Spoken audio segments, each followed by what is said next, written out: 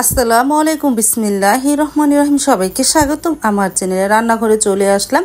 আলু কাঁঠাল দানা সিদ্ধ দিলাম প্রেসার কুকারে, তারপরে ডালে চালে খিচুড়িটাও বসিয়ে দিব। আর এদিকে পটল কেটে নিলাম, পটলের সাথে রসুন পেঁয়াজ আর কাঁচামরিচ নিয়েছি। পটল দিয়ে চাপা ভর্তা বানাবো আজকে। ডালে চালে খিচুড়ির সাথে কয়েক পদের ভর্তা, এই সকালের নাস্তা। তেলটা গরম হয়ে গেছে, পটল দিয়ে দিলাম, সাথে পেঁয়াজ কাঁচামরিচ আর রসুনও দিয়ে দিলাম। একটু লবণ দিব আগে, পটলটা একটু হালকা ভেজে নিই, তারপরে পরে চাপা শুটকি দিব। এখন দিব না, আগে পটলটা একটু ভেজে নিই।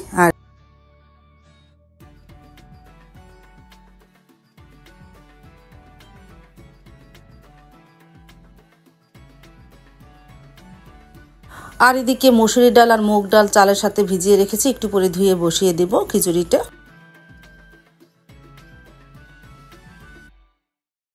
এই যে মেখে ঝুঁকে বসাচ্ছে খিচুড়িটা, সব ময় মশলা দেওয়া হয়ে গেছে আর সরিষার তেল দিয়েছে। সরিষার তেল দিয়ে খিচুড়িতে আলাদা একটা ফ্লেভার আসে, খেতেও খুব ভালো লাগে। এখন পরিমাণ মতন পানি দিয়ে দিই।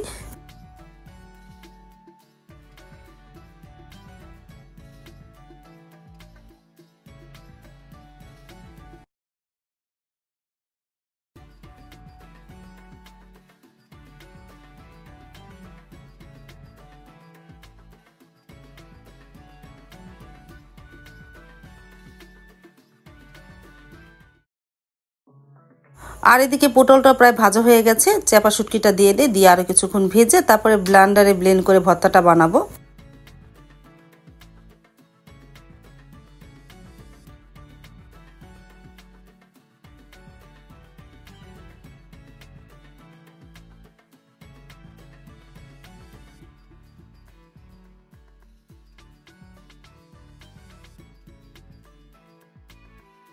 আর এদিকে কাঁঠাল দানা আর আলু সিদ্ধ হয়ে গেছে, এখন কাঁঠাল দানা আর আলু ভর্তাটা বানিয়ে ফেলি।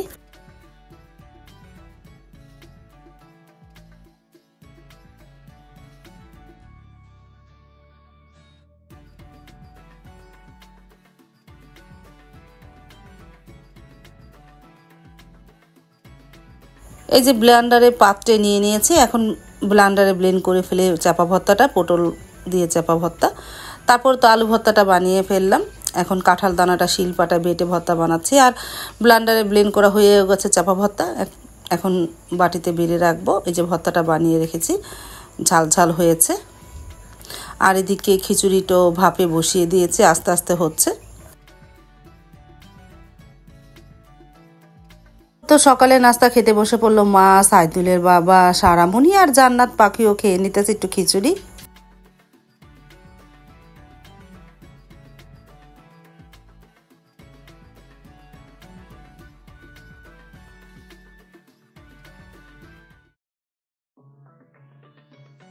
তারপর আমিও খেয়ে নিতেছি।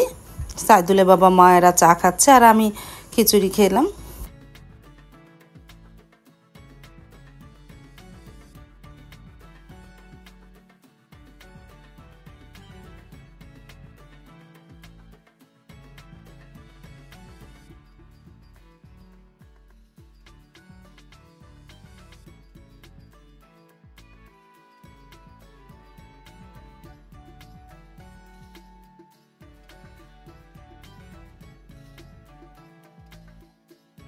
সাইদুল বাবা সকালে নাস্তা খেয়ে একটু বাজারে গিয়েছিল, এনেছে নদীর কিছু চাপিলা মাছ, গোড়া মাছ। এগুলো আজকে বেগুন আলু দিয়ে চচ্চড়ি করব। আর এনেছে পুঁই শাক, মা পুঁই শাকগুলো বেছে দিতেছে। এই যে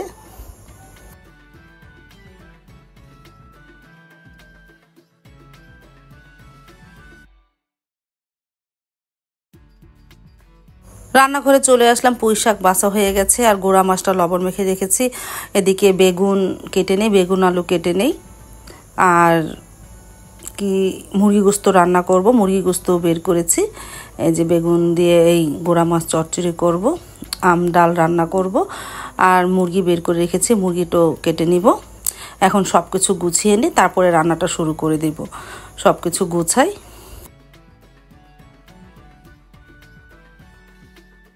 আমার তো সব কিছু কেটে রেডি করে রাখলাম, তারপরে আম কাটলাম। ইভাদের ঘরে থেকে এই যে গাছমিটা গাছের আম দিচ্ছে, আমের সাথে একটু বিট লবণ দিয়েছি। বিট লবণ নেওয়াতে একটু ভালো লাগলো না, মনে করি একটু মরিচের গুঁড়া আনি, দেখি মরিচের গুঁড়া দিয়েও মেখে খাই।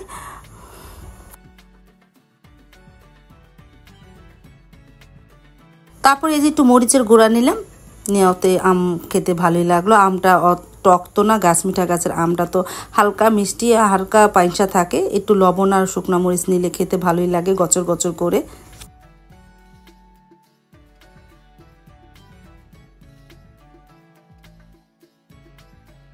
চলে আসলাম 12:30 বাজে রান্নাঘরে, রান্নাটা শুরু করে দিয়ে সব কিছু তো কেটে রেডি করেছি।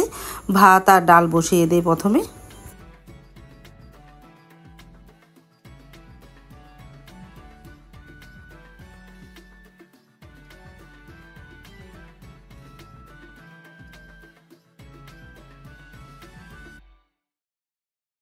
ডালটা 2-3টা সিজ হওয়ার পর পুঁই শাকটা বসিয়ে দিলাম, লবণ আর কাঁচামরিচ দিয়ে সিদ্ধ করি, পরে বাগার দেব। আর এই যে ডালটা নামিয়ে রেখেছি, আর পাশে চুলো তো ভাত বসিয়ে দিয়েছিলাম। আর এই ফাঁকে পেঁয়াজ ছুলে নিই, পেঁয়াজ কাটা নিই, পেঁয়াজ ছুলে ভালোভাবে ধুয়ে এসে তরকারি রান্না করি। তারপর তো ডালটা বাগার দিলাম, রসুন পেঁয়াজ আর জিরা দিয়ে ডাল বাগার দিলাম।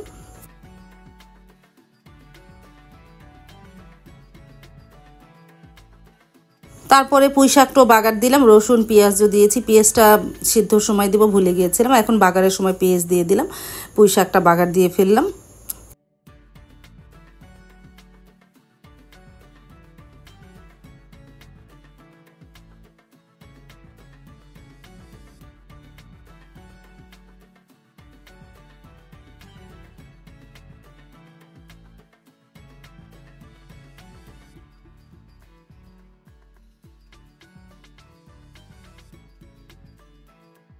আর এদিকে মেখে ঝুঁকে গুঁড়া মাছটা বসিয়ে দিয়ে বেগুন আলু কাটা হয়েছে, গুঁড়া মাছও নেওয়া হয়ে গেছে, পেঁয়াজ কাঁচামরিচ সব ময় মশলা দিয়েছি, সরিষার তেল দিয়ে ভালোভাবে মেখে অল্প একটু পানি দিয়ে চুলায় বসিয়ে দিব।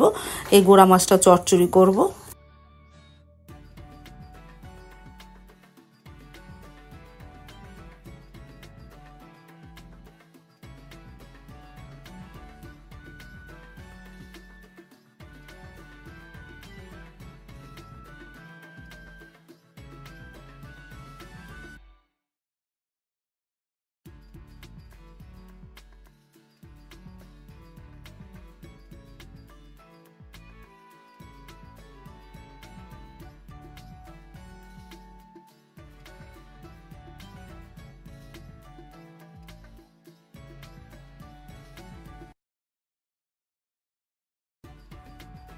তারপরে তো ভাজিটা হয়ে যাওয়ার পর মুড়ি গোস্তটা রান্না করি, তেলের মধ্যে আস্ত জিরা দিলাম, এখন পেঁয়াজ কুচিগুলি দিই।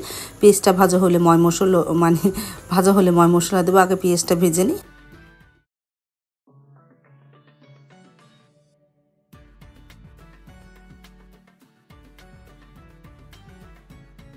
এই যে পেঁয়াজটা ভাজা হয়ে গেছে, পানি দিয়ে দিতেছি তাড়াতাড়ি করে, তা নাহলে আরও ভাজা হয়ে যাবে। আমি সাথে দারুচিনি এলাচ তেজপাতাও দিয়েছি।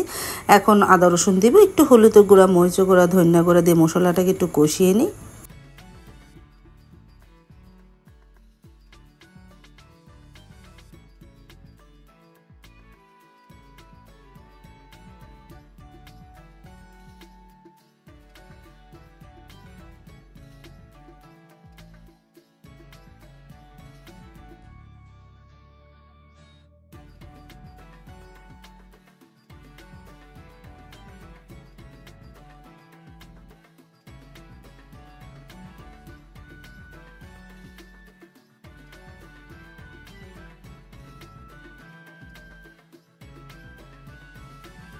আর পাশে চলে আস্তে আস্তে গুঁড়া মাছের চচ্চড়িটাও হচ্ছে, এই যে দেখো।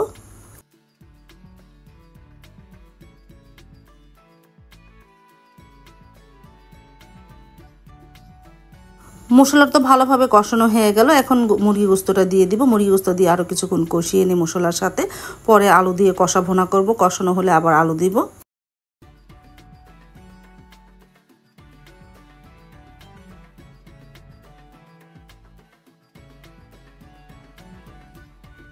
তারপর তো চলে আসলো জান্নাত পাখি টুকটুকিটা, আর আমারও রান্না হচ্ছে আস্তে আস্তে চলায়, এখন বেজে গেছে প্রায় 1:30টার মতন, একটু দেরি হয়ে গেছে আজকে রান্না করতে।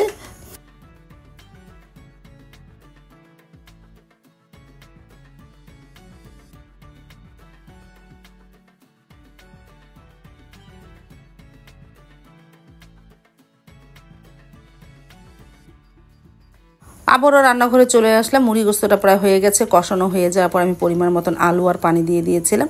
আলু দিয়ে কিছুক্ষণ কষিয়ে তারপর পানি দিয়ে দিয়েছিলাম। প্রায় হয়ে এসেছে। দুপুরে রান্নাটা কমপ্লিট করে ফেলাম, বেজে গেছে 2টা। এখন সবাই খেতে বসে পড়বে।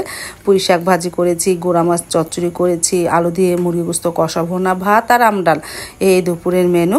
এখন সবাইকে খেতে ডাকি। তারপরে তো খেতেও বসে পড়লো মা, সাইদুল বাবা, সারামণিও খেতে বসে পড়লো।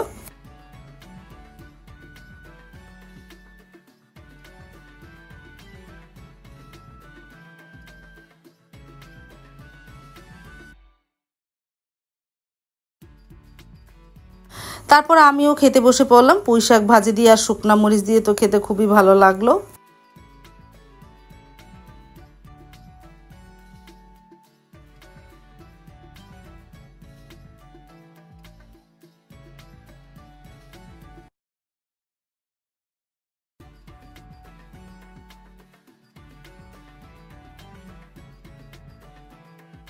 তারপরে নিলাম গুঁড়া মাছ। মাশাআল্লাহ, তরকারিটা অনেক মজা হয়েছিল, চচ্চড়িটা।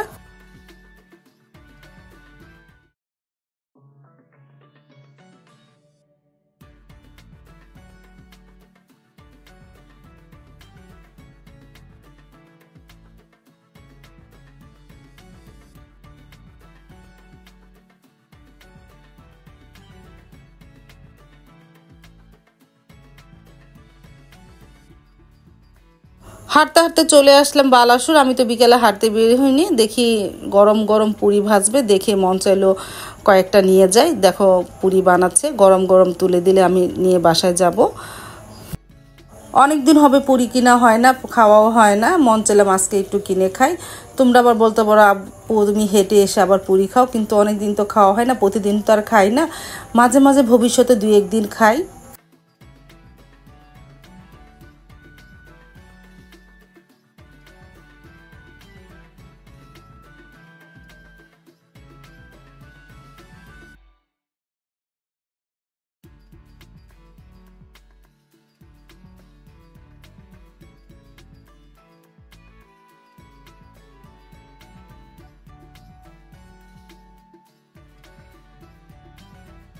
এই যে পুরিগুলো ভাজতেছে, কি সুন্দর টুব্বা টুব্বা হয়ে ফুলে উঠেছে।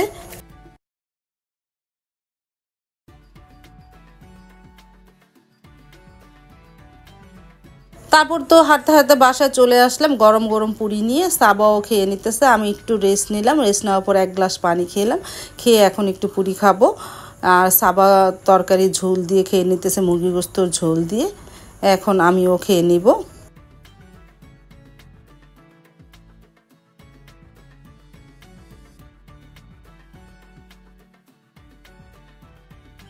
আজ তাহলে এ পর্যন্ত, দেখা হবে আগামীকালকে নতুন আরেকটা ব্লগ নিয়ে। আল্লাহ হাফেজ, আসসালামু আলাইকুম।